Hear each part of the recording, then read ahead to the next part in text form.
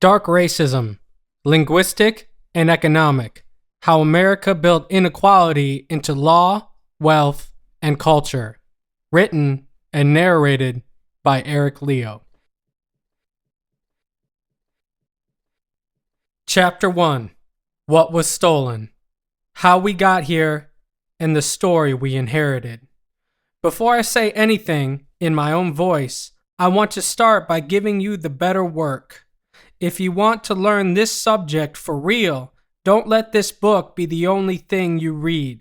Use it like a doorway, not a destination. Here are books that are smarter than me, more researched than me, and honestly, more essential than anything I'm about to say. If you want to understand institutional racism without shortcuts, start here. Books I recommend first. Read these before or alongside this book. The New Jim Crow by Michelle Alexander. This is the backbone of modern discussions about mass incarceration.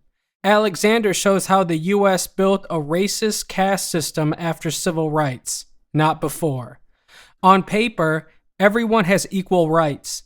In practice, policing, sentencing, and felony records create a permanent underclass disproportionately made up of Black Americans. This book directly supports my central claim. Racism didn't end.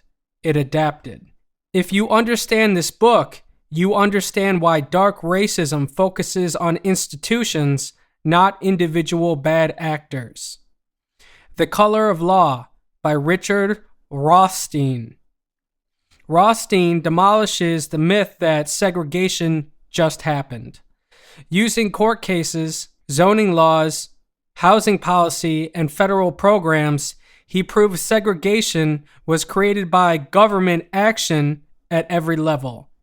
This matters here because it destroys the idea that racial inequality is cultural or accidental.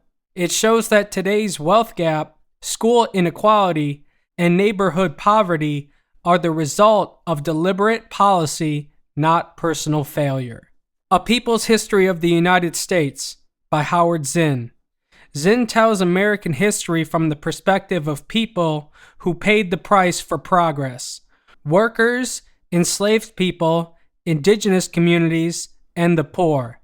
This book teaches you to stop treating American history like a bedtime story told by winners. It reinforces one of the core ideas of dark racism. Power writes history, and racism is one of the tools power uses to justify itself. An Indigenous People's History of the United States by Roxanne Dunbar Ortiz. If you skip Native history, you miss one of the clearest templates for how America does progress. This book shows how genocide, land theft, and cultural erasure were not side effects but foundational strategies. It matters because it reveals that racism isn't an exception in U.S. history, it's a method. Understanding this makes modern institutional racism easier to recognize. White Rage by Carol Anderson. This book explains backlash. Every time Black Americans make progress, there is organized resistance designed to roll it back. Quietly, legally, and strategically. It matters here because dark racism isn't about oppression. It's about how power reacts when challenged. Pedagogy of the Oppressed by Paulo Freire. Freire explains that oppression isn't just about laws. It's psychological. It shapes how people see themselves, their worth, and their possibilities.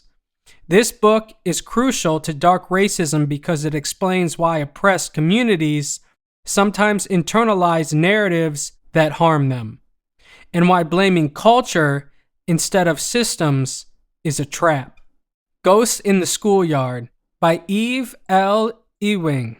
Ewing examines school closures in Chicago and shows how education policy becomes one of the politest, quietest ways racism operates. Schools are shut down, communities are destabilized, and children pay the price, all while officials claim neutrality. This book connects directly to my argument that racism today hides behind bureaucracy. You'll never believe what happened to Lacey by Amber Ruffin and Lacey Lamar. This is what everything you're reading looks like in real life. Not theory, not abstraction. Everyday racism as it's lived, joked about, survived, and remembered. The stories are funny, absurd, infuriating, and devastating, often all at once. Think of this as the applied version of dark racism. It shows how small moments pile up into a system you can't ignore. Books I talk about in this book, you should read these too.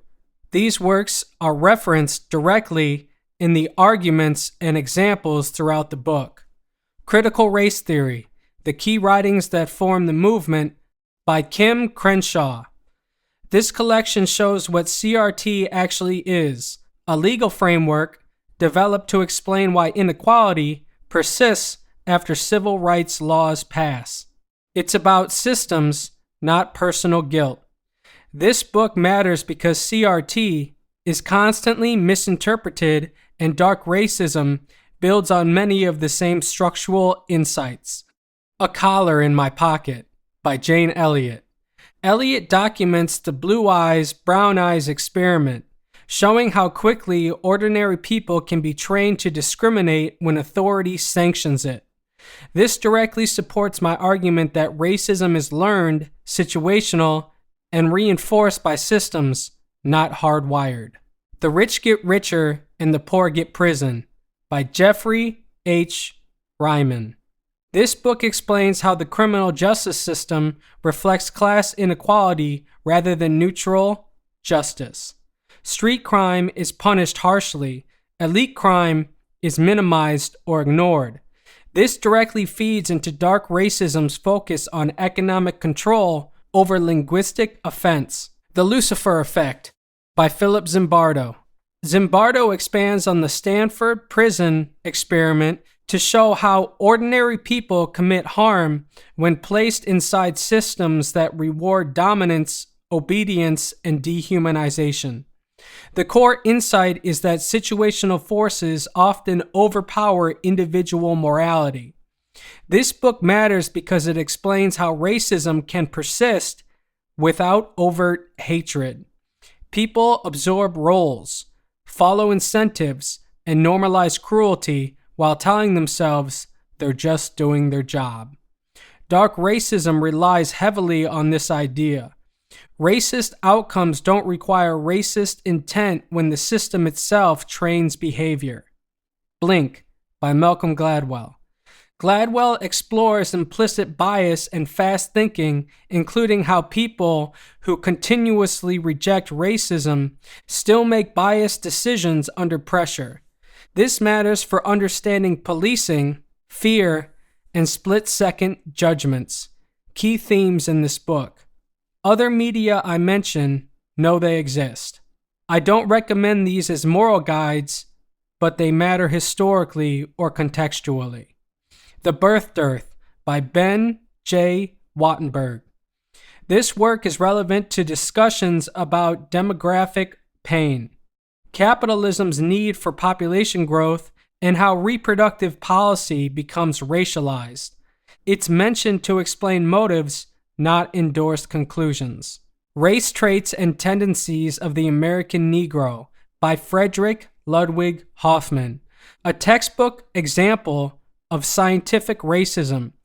This book was used to argue against healthcare and social insurance by claiming black people were biologically inferior. It's mentioned as evidence of how racism shaped policy, not as legitimate science. American History X. This film is referenced as a cultural example of de-radicalization and the limits of punishment. It's not sociology, but it illustrates how hate forms and sometimes breaks at an individual level. Now let me tell you what this book is. This is a book about racism that doesn't stop at slurs. I'm going to say something up front that people like to pretend is controversial. The real engine of racism in America is institutional and economic. The language matters. The insults matter. The stereotypes matter. But those are often support beams, not the foundation. They help justify what's already happening materially. Who gets hired? Who gets denied? Who gets searched? Who gets loans? Who gets medical care? Who gets the benefit of the doubt? Who gets caged? What I'm calling dark racism is the marriage of two things most Americans like to keep separate: linguistics and economics.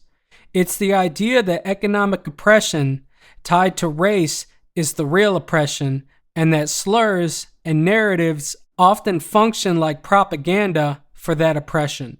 The words don't just hurt feelings. They train people to accept unequal outcomes as normal, deserved, even funny. I'm writing this because we're in a new millennium, and the old way of talking about racism isn't working.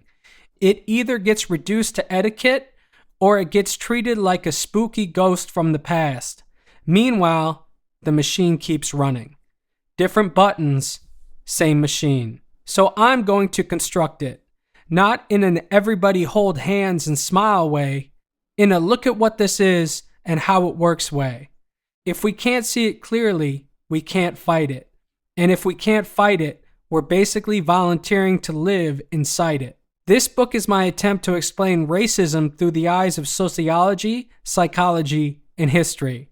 That's not me trying to sound academic. That's me being honest about what racism is. It's not only personal hate. It's not only laws. It's also group identity, fear, conditioning, propaganda, and incentives. And yes, I'm going to try to educate you. This will be cleansing, and some parts will be painful to read. I wrote it like that because I had to. The reality is often awful, brutal, and embarrassing for a country that markets itself like it's the main character in a morality story. I'm not here to lie to you about facts or curry favor. I'm not trying to piss you off, but I don't care if I do. I care if you understand. I'm warning you now. I'm probably going to say some stuff that irritates you. Not because I'm trying to be edgy, but because I'm trying to be honest. And the truth, especially about American racism, is frequently offensive. Part of the reason this subject hits so hard is that America is the global face of racism. When people around the world say racism, half of the time they're picturing us. That isn't random. Racism was baked into the country early. Law, policy, wealth, land, policing, labor. We've made progress, yes. But there are still parts of the machine that produce racist outcomes even when nobody is wearing a hood and screaming slurs. That's what institutionalized racism means. The system can do racism with a straight face. Before I explain why I'm the one telling this story, it's worth saying what this book is not, because a lot of people will try to decide what I believe before actually reading it. This is not an argument that all white people are evil. It's not a denial of personal responsibility. It's not a claim that words don't matter, that behavior doesn't matter, or that culture doesn't matter. And it's not an excuse for violence, nihilism, or resentment. What it is, instead, is a refusal to confuse individual morality with systemic design. You can have good people operating inside bad systems and still get bad outcomes. You can have polite language and still have brutal results. Naming that isn't divisive, it's clarifying. So why listen to me? Because I'm a social psychologist and rapper. That might sound like a weird combo until you realize both jobs are about the same thing: human behavior, identity, culture, and power. One of them studies it in journals. The other one hears it in the streets, in lyrics, in what people brag about, what they fear, and what they've been trained to believe. And I'm also going to be honest about what I'm bringing into this. I've had a slightly racist past. Not in a I didn't know better way, in a I was wrong and I own that way. I'll talk about it later because it matters. It's part of why I'm not interested in fake innocence. It's part of why I believe people can change. And it's part of why I'm not writing this from a pedestal. But if you want a starting point from my perspective, I'll give you something simple. I respect black people. A lot. Because here's the truth. After centuries of being targeted, exploited, excluded, lied to, and punished, black culture still leans toward life, towards humor, towards style, towards creativity, towards resilience, towards I'm going to shine anyway. Sure, some people fall into victim thinking, like any group does, but what's more common and more impressive is the refusal to let suffering define the end of the story. To understand why black culture exists the way it does in America, you have to understand what was stolen. Africans were taken, shipped, renamed, sorted, and stripped. Many descendants can't trace their lineage back to a specific country or people because the record was not the point. Control was. When you steal someone's heritage, they will build a new one out of whatever survives. That's part of why there's a black community in America, not a neat set of identities preserved by nation, tribe, and language. A shared condition created a shared culture. When a people are denied their past, they don't become cultureless. They build something new together. And that history is exactly why certain words and symbols land the way they do. Black power emerged in a context where black people were legally, economically, and socially powerless. It wasn't a claim of dominance. It was a rejection of inferiority. It meant self-respect, self-defense, political voice, and the right to exist with dignity in a country that had spent centuries denying all of that. When black Americans said black power, they were responding to slavery, Jim Crow, lynching, segregation, redlining, and state violence. It was a demand for equality in a system designed to exclude them. White power, on the other hand, has never meant equality. White people in America already had power, enforced by law, violence, and institutions. When white power has been invoked historically, it has been used to justify domination, exclusion, and terror. It's been the language of slaveholders, segregationists, lynch mobs, the Ku Klux Klan, and modern white nationalist movements. It has always meant maintaining hierarchy, not dismantling it. So this isn't a double standard. It's historical literacy. Pride movements don't exist in a vacuum. They arise in response to conditions. Saying black power is about lifting a group that was pushed down. Saying white power is about keeping others down. One is rooted in survival and equality. The other is rooted in supremacy. History didn't accidentally make it this way. History made it unavoidable. And before we go any further, I'm going to make one more thing clear. The most marginalized group in America has often been Native Americans. The land theft, the genocide, the forced assimilation, the broken treaties, the mascot treatment, the erasure. That story isn't a footnote. It's a blueprint. If we're going to talk about racism as an institution protected by law, we don't get to ignore the people the institution was built on top of. This book is going to cover a lot.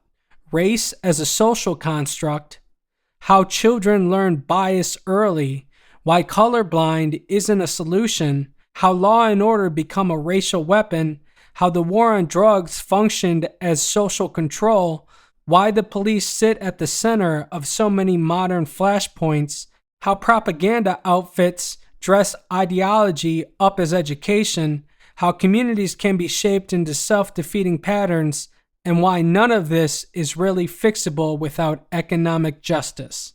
You'll also notice that I repeat certain ideas throughout the book. That's on purpose.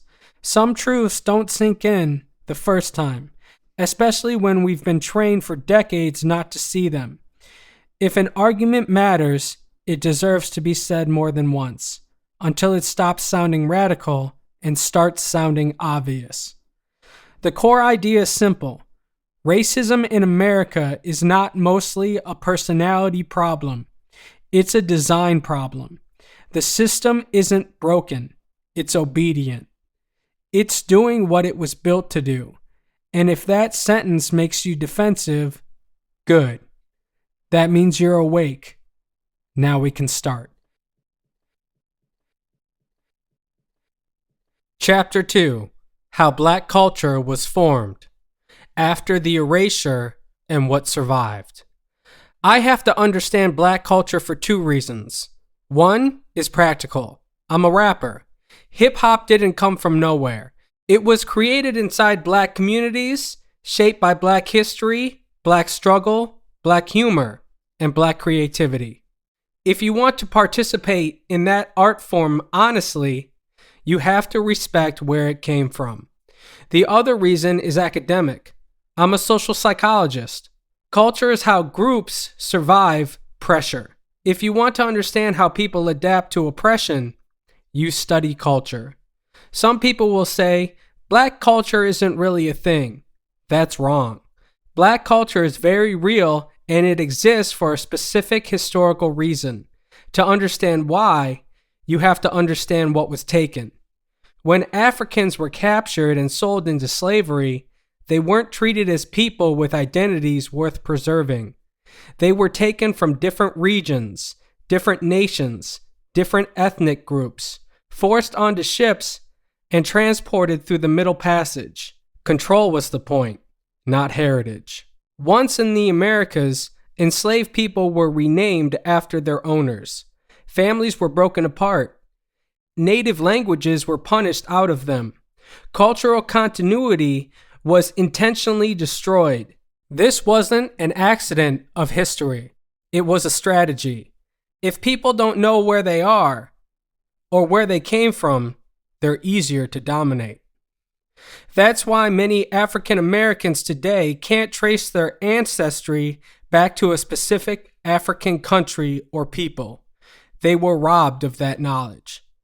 What they were left with was a shared condition, enslavement, followed by segregation, followed by exclusion. Out of that shared condition, a shared culture emerged. That's why there is a Black community in the United States rather than neatly preserved Nigerian, Ethiopian, or Ghanaian identities. Black culture wasn't imported intact. It was built under pressure, out of fragments, out of survival. Music, language, humor, spirituality, food, fashion, resistance, and style were reconstructed together. When a people are denied their past, they don't become cultureless. They build something new together. That history also explains why symbols and phrases mean what they mean today. It emerged at a time when Black Americans were systematically denied political power, economic power, and physical safety. It wasn't a claim of superiority. It was a rejection of inferiority. It meant self-respect, self-determination, and the right to exist without being crushed. It was about survival and equality. White power has a very different history. White people already held power in America, enforced through law, violence, and institutions. When white power has been used historically, it has meant preserving dominance, excluding others, and justifying oppression. It has been the language of slaveholders, segregationists, lynch mobs, the Ku Klux Klan, and modern white nationalist movements. That difference isn't a double standard. It's historical reality. Context matters. Symbols don't exist in a vacuum. They inherit meaning from what they've been used to do. Now, here's where things often get uncomfortable. When people talk about black culture, they sometimes hear it as an attack on white people. That's not what this is, but it does require honesty. Despite centuries of oppression, black political movements have overwhelmingly aimed at equality, not supremacy. The demand has been fairness, dignity, and access, not domination. That matters. It doesn't make anyone morally perfect, but it does tell you something important about the direction of the struggle. If white Americans want whiteness to be associated with something other than domination in the future, that isn't going to happen through slogans or defensiveness. It happens through history, through consistent behavior, through aligning whiteness with justice, inclusion, and care rather than hierarchy. That's not branding in the marketing sense. It's reputation built over time. Part of the resistance to acknowledge racism comes from privilege. White privilege doesn't mean your life was easy. It means your life wasn't harder because of your skin color. That difference matters. Today, black Americans are still disadvantaged across society in measurable ways. Hiring studies consistently show that applicants with black-sounding names are less likely to get callbacks. Black workers are more likely to feel pressure to assimilate at work in ways white workers don't. Black people are more likely to be stopped, questioned, and treated as suspicious while doing ordinary things. If you're white and you do nothing wrong, usually nothing happens. If you're black, the same behavior can lead to harassment. That's privilege in action. One of the most common examples is the use of police as a social weapon. Calling the police on black people for existing in public spaces isn't rare. It's a way of invoking state power to intimidate or punish without having to personally do anything. That threat doesn't land equally across groups. It's also important to understand that racism doesn't only hurt black people. It damages society as a whole. Historically, racism has been used to justify wars, suppress dissent, and strip rights from everyone. During the Vietnam War, racial fear was deliberately used to fracture opposition. Drug laws were shaped by racial panic, not public health. Marijuana was criminalized in part to target Mexican immigrants. Heroin and cocaine laws were fueled by racist myths about black criminality. Those policies didn't just harm black communities. They built a punitive state that affects everyone. And while this book focuses heavily on black Americans, it's necessary to say this clearly again. Native Americans have suffered some of the most extreme forms of oppression in U.S. history. Land theft, genocide, forced assimilation, broken treaties, culture erasure, and ongoing neglect. Unlike African Americans, Native Americans were not displaced from a continent. Their home was taken from under their feet. Real racism is institutional, and nowhere is that clearer than in how the U.S. has treated indigenous people. But none of this is about ranking suffering. It's about understanding systems. It's also important to be honest about human limitations. Not every black person is automatically committed to justice for all. Self-preservation is human.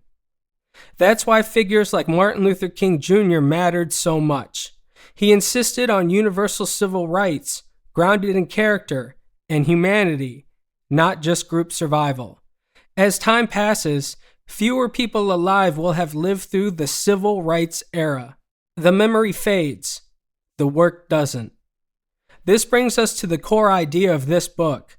Economic freedom is real freedom. African Americans are, on average, the poorest major demographic group in the United States. That didn't happen because of culture. It happened because of policy, history, and exclusion. Real racism today is not mostly about insults or personal prejudice. It's about systems that produce unequal outcomes over and over again, regardless of individual intent. That's what I mean by dark racism. The system is the problem. Individual racists exist, but they are not the engine. They are the exhaust. Chapter 3. Race is a lie. Racism is not. How racism gets inside your head. Let's start by clearing up something basic but essential. Race does not exist in biology. It is socially constructed. There is no gene for race. No clean genetic line that separates black from white from anyone else. Humans share over 99.9% of the same DNA. What we call race is built almost entirely on visible traits, especially skin color, which itself is just a variation in melanin. Everyone has melanin. Some people have more of it, some less. Just like people have different eye colors. That's it. Skin color is about how much sunlight your ancestors were exposed to over thousands of years. Darker skin protects against intense sun. Lighter skin allows for better vitamin D absorption in low light environments. That's biology. Everything else we attach to it is storytelling. Race is a social construct, meaning humans invented categories around these physical differences and then treated those categories as if they were natural scientific truths. America didn't just invent race as an idea. It built an entire legal, economic, and political system around it. Enslavement was justified by defining people as a separate race based on skin color. That lie made the exploitation feel rational, moral, even inevitable. And although the science was always wrong, the consequences were very real. Once you enslave people as a race, you don't just undo that damage by declaring equality. The effects carry forward through wealth, housing, education, health, and opportunity. Now, understanding that race is socially constructed does not mean racism isn't real. It means the opposite. Racism is powerful precisely because humans believe in race strongly enough to organize society around it. How is bias learned? Racism isn't something people are born with. It's something people learn, often very early. One of the clearest demonstrations of this comes from Jane Elliott's classroom experiments in the late 1960s. She divided children based on eye color and told them one group was superior. Within hours, children in the superior group became more confident, more dominant, and more cruel. Children in the inferior group performed worse academically, became withdrawn, and internalized the judgment. Nothing about the children changed except the story they were told about themselves and each other. That experiment wasn't about eye color. It was about power, authority, and conditioning. It showed how quickly humans can absorb hierarchy and act it out, especially when it's reinforced by trusted adults and institutions. Psychologist Philip Zimbardo spent much of his career studying exactly this phenomenon. How ordinary people come to do extraordinary harm when placed inside powerful systems. His most famous work, the Stanford Prison Experiment, showed how quickly people internalize roles when authority, structure, and expectation are present. Participants randomly assigned as guards began to abuse those labeled as prisoners within days. Not because they were sadistic by nature, but because the situation rewarded dominance, obedience, and dehumanization. In his book, The Lucifer Effect, Zimbardo explains that situational forces are often stronger than personality, morality, and intention. Put simply, environments shape behavior more reliably than values do. When systems normalize cruelty, people adapt to it. When institutions reward harm, harm becomes routine. This is one of the most dangerous forms of control because it doesn't feel like control at all. It feels like just doing your job, following the rules, or the way things are. This kind of learning creates what psychologists call implicit bias. Implicit bias is not what you say you believe or how you describe yourself. It's what your brain does automatically under pressure, uncertainty, or speed. It's the snap, judgment, the gut reaction, the association that fires before conscious thought catches up. You can sincerely believe in equality and still carry implicit biases, because those biases aren't taught through argument. They are taught through environment, repetition, and authority. That's exactly what educator Jane Elliott demonstrated with her blue eyes, brown eyes exercise. She didn't lecture children about prejudice. She temporarily reorganized power. One group was labeled as superior, the other inferior, based on an arbitrary physical trait. Within hours, children in the superior group became more confident, more assertive, and more cruel. Children in the inferior group became withdrawn, anxious, and performed worse on tasks they had previously handled with ease. Nothing about the children changed. The situation did. Authority told them who mattered, who was suspect, and who deserved control, and their behavior followed. What Elliott and Zimbardo both show is that bias is not primarily a moral failure. It is a conditioned response. When systems repeatedly associate certain groups with danger, incompetence, or disorder, and reward people for acting on those associations, bias becomes automatic. It feels like common sense. It feels like instinct, but it's learned. And because it's learned through structure and power, it can't be undone by good intentions alone. This is where Malcolm Gladwell's work, Blink, becomes relevant. Gladwell explains how people can sincerely believe they are not racist and still carry unconscious racial associations that influence split-second decisions. He discusses police shootings where fear, speed, and bias collide. Under pressure, the brain doesn't slow down to reason. It relies on shortcuts shaped by culture. The implicit association test, IAT, which Gladwell discusses, consistently shows that many people unconsciously associate black faces with danger or negativity, even when they consciously reject racism. This includes people of all races. Gladwell himself took the test and found bias against black faces despite not being white. That's not a moral failing. It's evidence of cultural conditioning. The takeaway isn't everyone is evil. It's that fast thinking is not neutral. Speed amplifies bias. Culture programs instinct. Think about how children learn food preferences. If a parent says yuck every time a toddler tries a certain food, the child will eventually reject it automatically. Racism works the same way. Repetition matters. Media matters. Authority matters. If a child repeatedly hears that a group of people is dangerous, lazy, or inferior, that belief becomes reflexive. This doesn't mean bias is inevitable or permanent. It means it must be unlearned intentionally. Some researchers have even observed forms of in-group bias in animals, including dolphins, where pods show preferential treatment toward their own group. That doesn't mean dolphins are racist in a moral sense. It means that group bias may be a basic social tendency. What makes humans dangerous isn't bias itself. It's our ability to build laws, weapons, and institutions around it. So what does it actually mean to be racist? At the simplest level, it comes down to two categories: ignorance and indifference.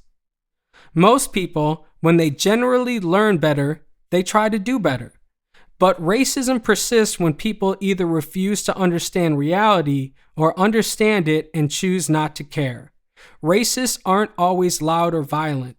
They can be polite, friendly, even charming. But they reject evidence, deny harm, and protect systems that benefit them at the expense of others.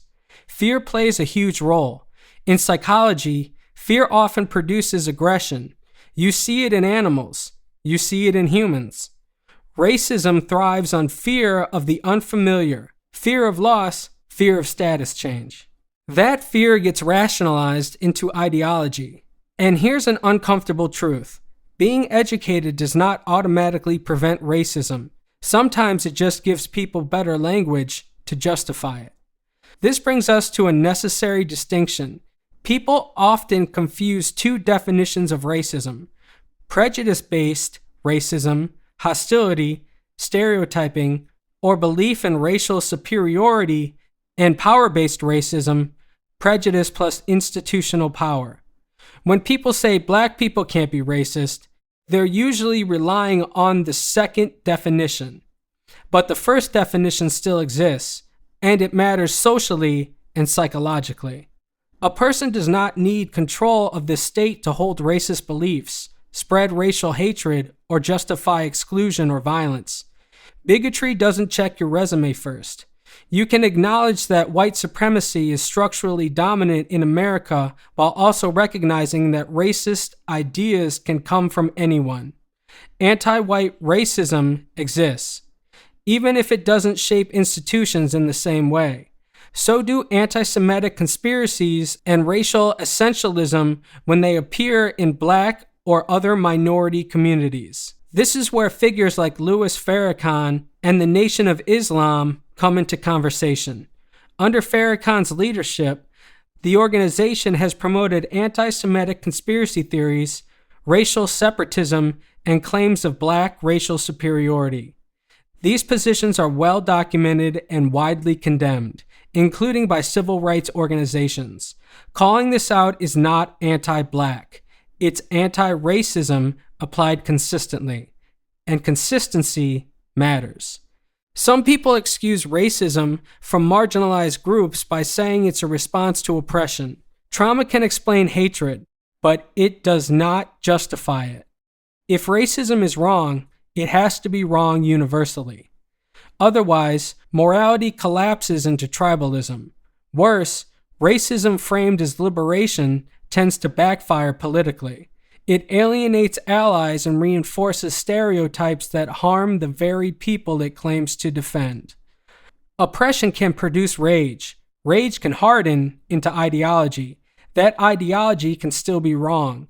Understanding race as a social construct doesn't make racism disappear. It makes it visible. It forces us to confront the fact that humans created these categories, taught them to children, enforced them through law, and then pretended they were natural. That means racism is not inevitable, but it also means it won't disappear on its own.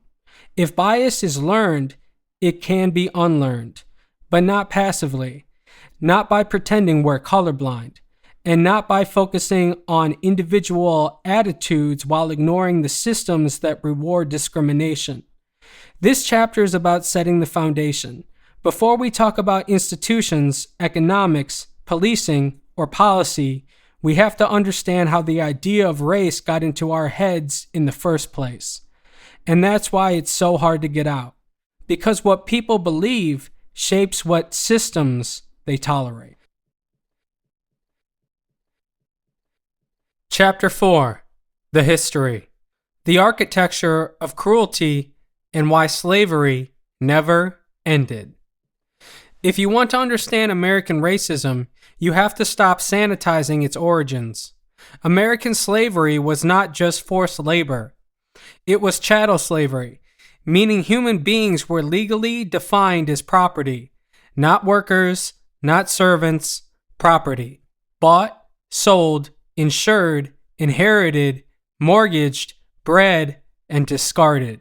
Enslaved black people had no control over their bodies, no legal right to marriage, no right to refuse sex, no right to their children. Women were raped systematically. Men were beaten, mutilated, and worked to death. Children were sold away from parents without warning. Enslaved people were whipped, branded, and killed for disobedience or simply being inconvenient. There were literal breeding practices, where enslaved peoples were forced to reproduce to increase an owner's stock. This is not metaphor. It is documented history. Enslaved women were impregnated for profit. Enslaved men were forced into sexual violence. The word motherfucker has roots in this brutality. That's how deep this goes. Black people were not treated as animals. In many cases, animals were treated better. Livestock had value and protection because it cost money. Enslaved people could be tortured or killed with little consequence. Their bodies were commodities. Their skin, teeth, hair, and labor were monetized. In the American South, black bodies were literally accounted for like leather, cotton, or livestock. This wasn't an aberration. It was the foundation of the economy. Black people's oppression never ended and are still worse off today. Not because of culture, not because of genetics, because the cards were stacked, reshuffled, and stacked again. Black Americans make up roughly 13% of the U.S. population. They make up about 33% of the prison population. Black people are incarcerated at about 5 times the rate of white people. They are more likely to be stopped by police, more likely to be searched, more likely to be arrested, more likely to be charged, and more likely to receive harsher sentences for the same crimes. DWB, driving while black, isn't a slogan. It's a documented phenomenon. Beyond policing, black Americans are less likely to receive loans, more likely to receive higher interest rates when they do, more likely to live near environmental hazards, more likely to receive inadequate health care, and more likely to experience discrimination in hiring and housing. These are not anecdotes. They are statistically consistent patterns across decades. There's also a brutal reality in criminal justice known as the age 25 effect. If someone reaches 25 without a criminal record, they are statistically unlikely to ever acquire one. Black men, due to over-policing and profiling, are less likely to make it to that age without contact with the system. The system doesn't just punish crime, it manufactures criminal records early and permanently. Equal opportunity has a short memory in history. People like to say black Americans have the same opportunities today as white Americans. That sounds reasonable until you do the math. Start with wealth, because wealth is opportunity stored over time, not income, not effort, wealth. The median white household in the United States holds roughly $180,000 to $200,000 in net wealth. The median black household holds around $25,000 to $30,000. That's a gap of about 6 to 7 times, depending on the year. This is not because black people work less or save less. It's because wealth compounds across generations, and black Americans were systematically excluded from the mechanisms that allow wealth to accumulate in the first place. Now zoom out. Black Americans make up about 13% of the U.S. population, but control less than 3% of total household wealth. White Americans, who make up about 60% of the population, control more than 80% of the wealth. If opportunity were equal, those numbers would not be that lopsided. They would fluctuate. They would move. Instead, they've stayed stubbornly consistent for decades. Housing makes the inequality even clearer. About 73 to 75% of white families own their homes. For black families, that number hovers around 44 to 46%. Homeownership is the primary way most Americans build wealth. It's where equity comes from. It's how families fund college, start businesses, weather medical emergencies, and pass something on. For decades, black families were legally barred from buying homes in appreciating neighborhoods through redlining, restrictive covenants, and discriminatory lending. When those practices became illegal on paper, they didn't disappear. They just became quieter. Even today, black buyers are more likely to be denied loans, charged higher interest rates, or steered towards worse terms even when income and credit are similar. Then there's employment. Study after study shows that resumes with white-sounding names receive significantly more callbacks than identical resumes with black-sounding names. Same education, same experience, same work history. Different name, different outcome. That's not culture. That's not personal failure. That's bias operating at the gatekeeping stage. where opportunity is either granted or denied before a person ever steps into the room. Now look at the criminal legal system, because this is where the illusion of equal opportunity really collapses. Blacks are about 13% of the population, but make up roughly 33 to 38% of the prison population, depending on the year. For black men, the lifetime risk of incarceration is about 1 in 3. For white men, it's closer to 1 in 17. Drug use rates are similar across races, yet black people are far more likely to be arrested, charged, convicted, and sentenced harshly for drug offenses.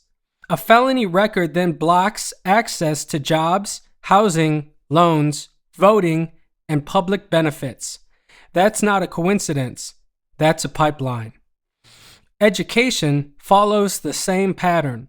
Schools are funded largely by local property taxes, which means neighborhoods with higher property values have better funded schools. Because housing segregation was engineered, school inequality is baked in.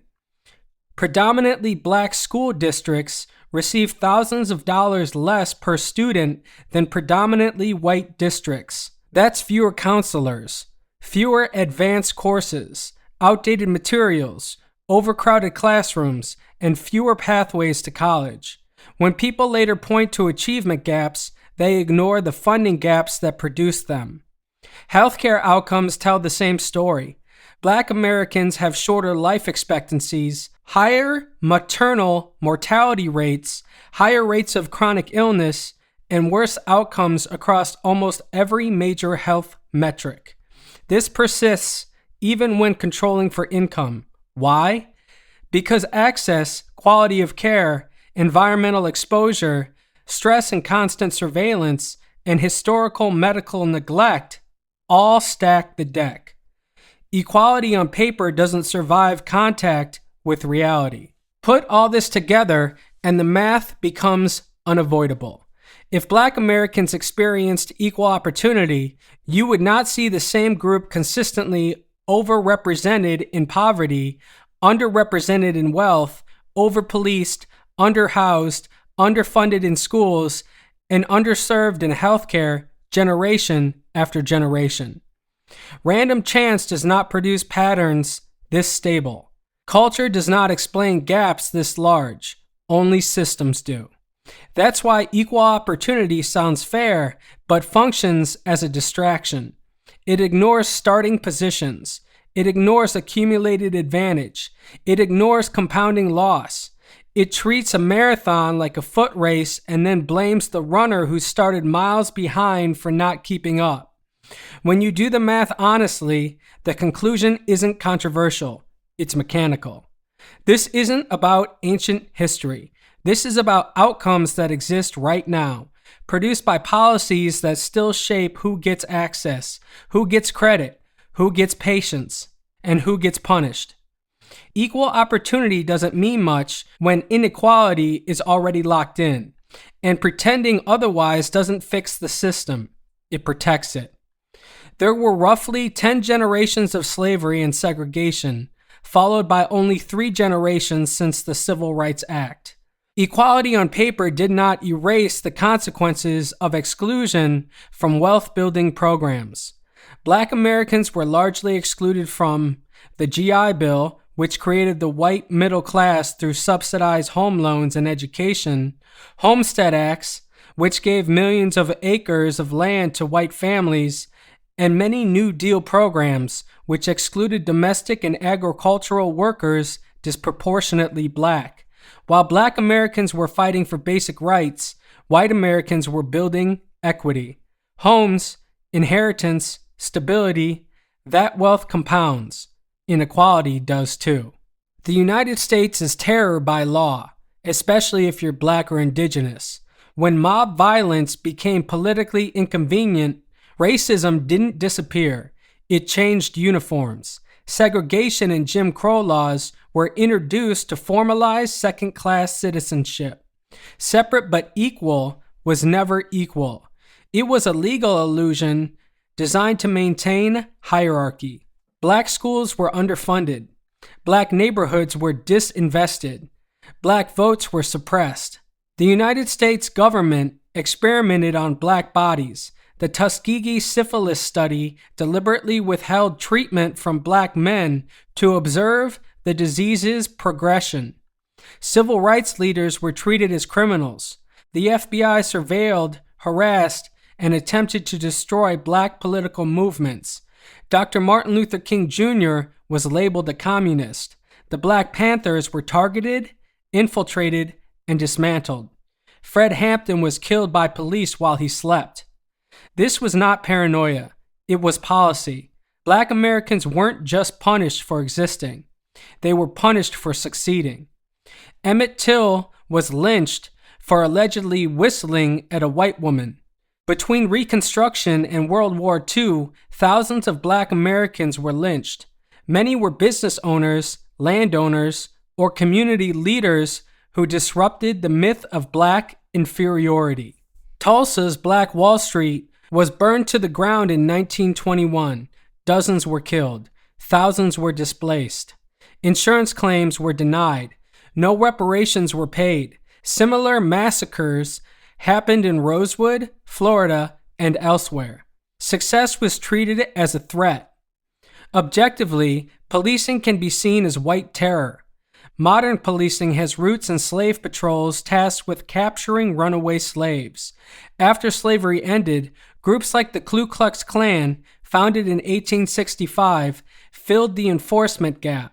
White supremacists moved into law enforcement, government, and civil institutions. They didn't disappear. They changed tactics. The KKK is a domestic terrorist organization, yet the federal government never declared war on it the way they did on black liberation movements. White terrorism has often been minimized, excused, or absorbed into law and order. Contrast that with how black protest movements are framed. Black Lives Matter protests are routinely described as violent, despite overwhelming evidence that the vast majority of protests are peaceful. Studies consistently show that over 90% of Black Lives Matter protests involve no violence or property damage. Meanwhile, sports championships routinely cause more destruction without triggering moral panic. Perception is managed deliberately. In the 21st century, discrimination didn't vanish. It moved into spreadsheets. Redlining prevented banks from investing in black neighborhoods.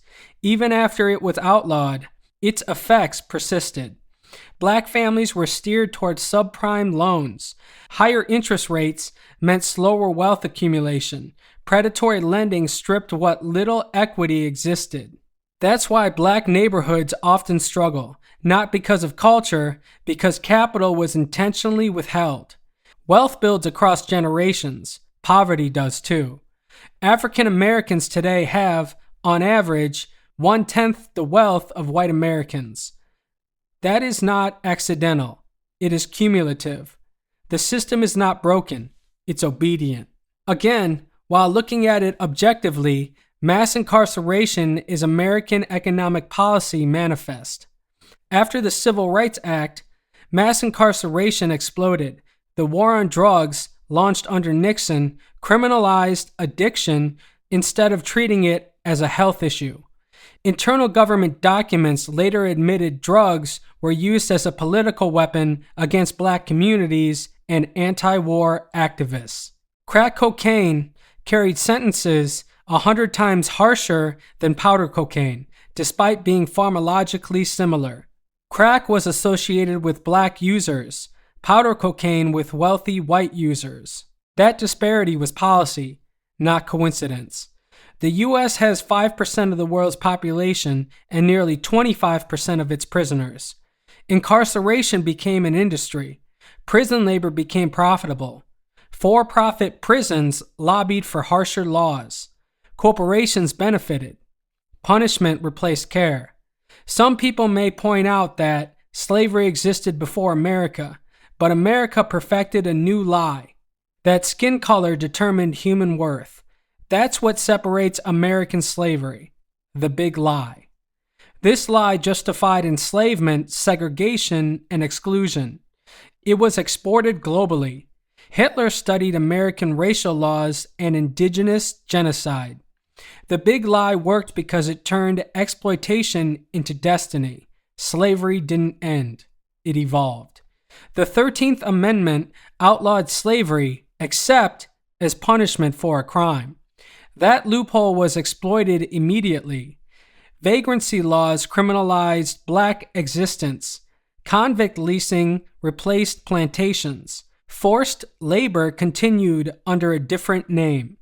Today, roughly 1 in 3 black men can expect to have a felony record at some point, compared to about 1 in 17 white men. Criminalization became the mechanism of control. Cultural standards change. What was once accepted becomes unacceptable. That's progress. Our grandparents were products of their time. So are we. The goal isn't perfection, it's improvement. You want your children to be better than you. That requires calling out racism when you see it, even when it's uncomfortable. Affirmative action wasn't about favoritism. It was about acknowledging unequal starting lines created by policy. It was an attempt, however imperfect, to correct for generations of enforced disadvantage. You cannot understand America without understanding its racism. It's not a side story. It's the spine. Slavery created wealth. Segregation protected it. Mass incarceration manages the fallout and allows it to continue today. And until that history is reckoned with materially, not just rhetorically, the outcomes will continue to look exactly the way they do. Chapter 5. Dark Racism is Economic Racism. Why power, not words, keeps inequality alive. Before going any further, we need to get precise about what we mean when we talk about racism, because a lot of confusion comes from treating very different things as if they were the same. There is racism as attitude and racism as outcome, racism as belief and racism as structure. One lives in people's heads and mouths, the other lives in policy, incentives, and institutions. Most public conversations fixate on the first because it's loud, emotional, and easy to condemn. But the second is quieter, more durable, and far more destructive. If you collapse these two into one, you end up fighting symptoms instead of causes. If you only understand racism as language, you misunderstand how racism actually works. Yes, words matter. Slurs matter. Stereotypes matter. They humiliate, isolate, and dehumanize. But linguistic cruelty is not the main event. In modern America, it's usually the cover story. What I'm calling dark racism is racism that operates quietly, procedurally, and profitably. It lives inside systems that look normal: housing markets, lending rules, hiring processes, zoning laws, healthcare access, school funding, policing, and sentencing. It doesn't require anyone to shout a slur. The outcome arrives either way. Slurs are the smoke. Economic oppression is the fire. That's why dark racism is economic racism, because economic freedom is real freedom. If you don't have it, your citizenship is conditional. You live with fewer options, less forgiveness, and far higher stakes for every mistake. You are managed, not supported. People consistently confuse being insulted with being controlled. An insult is interpersonal. It can be cruel, ignorant, and degrading, but on its own, it doesn't take your house, your healthcare, your job prospects, or your freedom. Structural racism does. Structural racism decides where you can live, whether you can build equity, what schools your children attend, how seriously doctors take your pain, how often police interact with you, how likely you are to be charged, convicted, or imprisoned, and whether you can pass stability on to the next generation. That's the difference. Dark racism is about placement, not about perception. America already punishes poverty. It moralizes it, criminalizes it, and treats it as a personal failure instead of a predictable policy outcome. When you add racial history to that punishment, you get a system that repeatedly funnels Black Americans into disadvantage and then blames them for being there. This is not about who hates whom. It's about who gets access to low-interest loans, safe neighborhoods, stable schools, clean air, decent health care, and forgiveness for mistakes, and who doesn't. The wealth gap makes this impossible to ignore.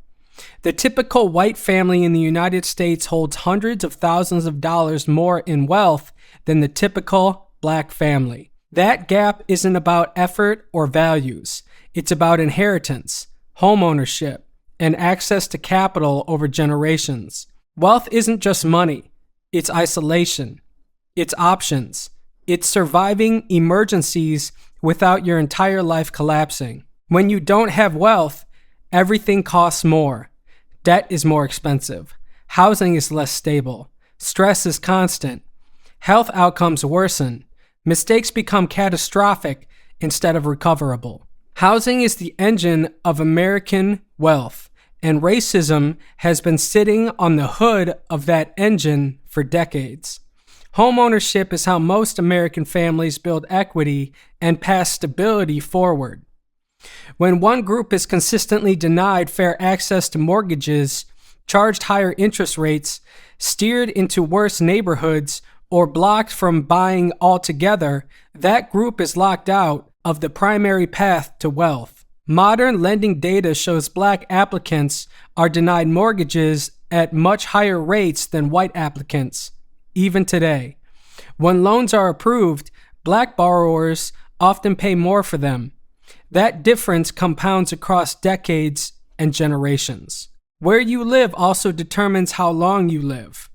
Black neighborhoods are more likely to be located near pollution sources and environmental hazards, even when income is taken into account. That translates into higher asthma rates, heart disease, stroke risks, and shorter lifespans. This is one of the most insidious forms of modern racism because it doesn't look like racism. It looks like zoning decisions, infrastructure planning, and market forces. But the harm is real, and it accumulates quietly. Employment discrimination follows the same pattern. Studies sending out identical resumes with different names consistently find that resumes with white-sounding names receive more callbacks than those with Black-sounding names. No slur is spoken. No confrontation occurs. A door simply never opens. That missed callback affects income, experience, connections, and long-term stability. Multiply that by millions of people in decades of time, and you get a structural wealth gap that people then pretend came from nowhere. This is why racism is not experienced the same way by the rich and the poor. Wealth does not erase racism, but it radically changes how damaging it is. A wealthy person of color can still face suspicion, stereotyping, or humiliation, but money insulates against the worst consequences. An insult does not threaten your housing, your health care, or your ability to hire a lawyer if you are wealthy. Poor people experience racism as a system. Rich people experience racism as friction. Same disease, different dosage. The system protects wealth because that is what it was designed to do.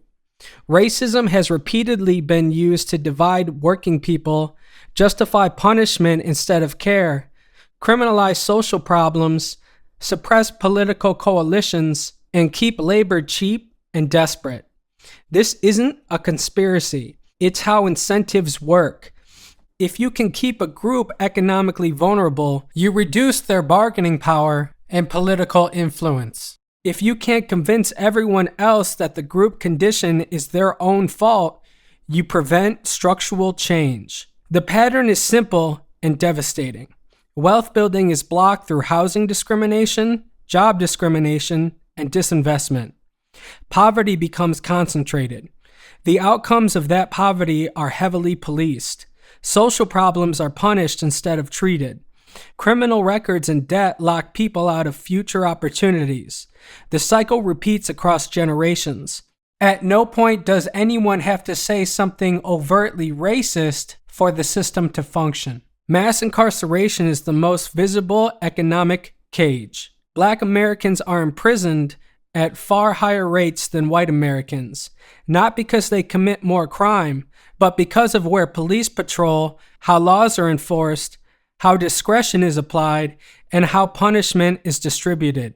Incarceration strips income, destabilizes families, removes political power, and returns people to society with barriers to employment and housing. The United States cages an extraordinary percentage of its population, and it does so by defaulting to punishment instead of care. This is what a culture of punishment looks like. Addiction is criminalized instead of treated. Mental illness is policed instead of supported. Poverty is surveilled instead of addressed. Prison labor becomes profitable. Entire industries benefit from keeping people trapped in cycles of control. Language plays a role in all of this, but not in the way people like to argue about. Language justifies unequal outcomes by portraying them as deserved. It distracts by turning racism into a debate about manners instead of material conditions. It grants permission by making neglect feel reasonable. Contempt makes cruelty easier to tolerate.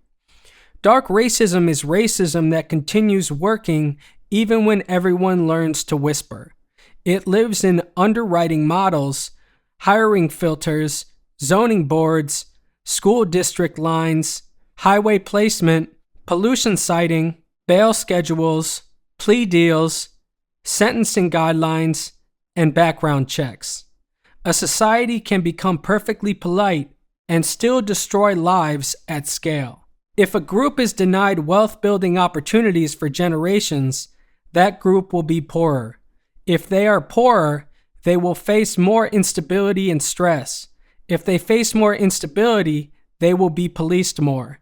If they are policed more, they will be arrested more. If they are arrested more, they will be locked out of jobs and housing. That is not morality. That's math. The point of dark racism is not clever language. It is clarity. Racism in the modern age is a resource problem, a power problem, and a policy problem. It cannot be solved with better etiquette. You cannot manners your way out of a wealth gap. You cannot politeness your way out of discriminatory lending. You cannot positivity your way out of poisoning neighborhoods. When people try to reduce racism to hurt feelings or offensive words, understand what they're doing. They're moving your attention away from the machine.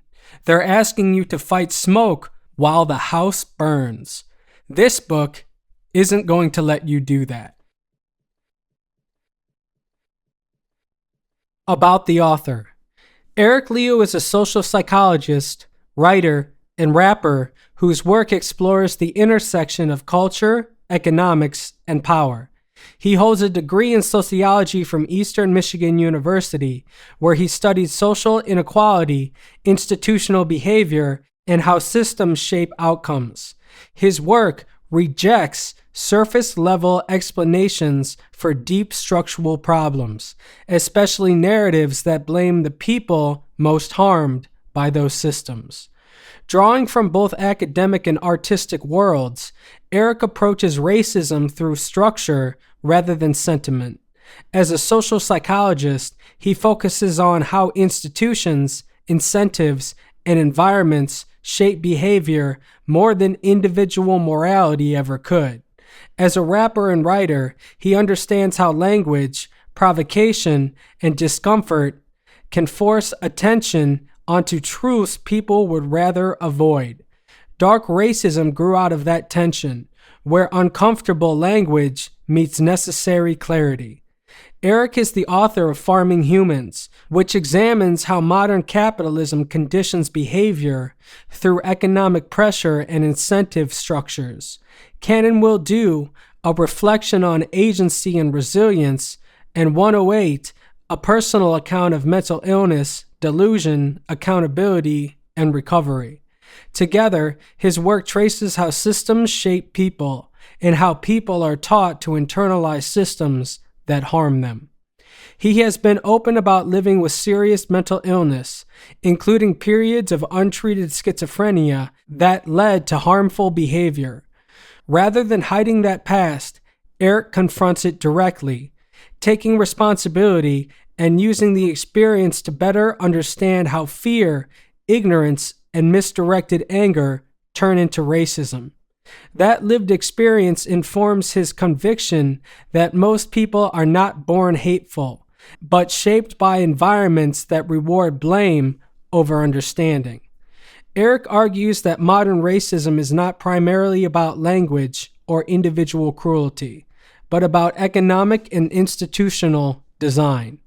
Policies that extract wealth, restrict opportunity, and criminalize behavior while encouraging people to fight one another instead of the system that benefits from division.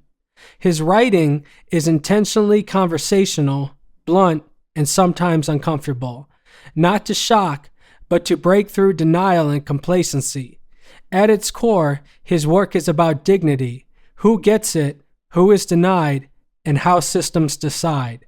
Dark racism is not a call for division, but a demand for clarity, economic justice, and a society built around care rather than punishment.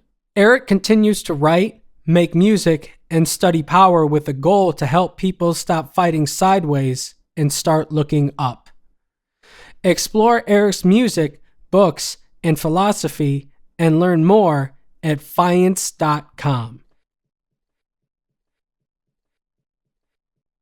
This has been Dark Racism, Linguistic and Economic, How America Built Inequality into Law, Wealth, and Culture. Written and narrated by Eric Leo.